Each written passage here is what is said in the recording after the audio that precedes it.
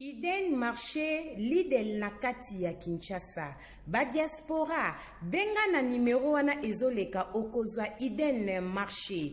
Iden marché ofuti mbongo awa bake ko livrer biloko na ba famille na yo na Congo Kinshasa na commune nyonso partout bozali baza na transport. Lidl na kati ya Kinshasa, Iden marché na biloko ya kolia ya qualité. Bobenga bokozala jamais déçu balobi Iden. Oui. Bonjour madame. Bonjour. De la part de maman Ideni de Londres. Oui. Batindi ngai na yotika biloko. Biloko. Tu otikela nga? Yeah.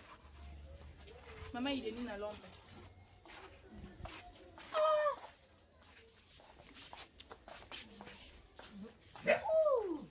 Tona sac ya makala, demi sac ya fufu, sac ya semoule, mili, loso, huile na kape tomate. Nyonso yanga? Maman Ideni abaki asalo surprise oyeba te. Ayebisaki ngai. Bakoya kotika biloko me na ndima ete ngai nayebi kaka eza lokuta. Ya solo. Mais namoni peut-être eza réalité. Vraiment. Iden marché. Iden marché. Iden marché, vous avez fait, vraiment. Vous avez fait. Nous sommes au Tigiranga. Si on est au Tigiranga, boy.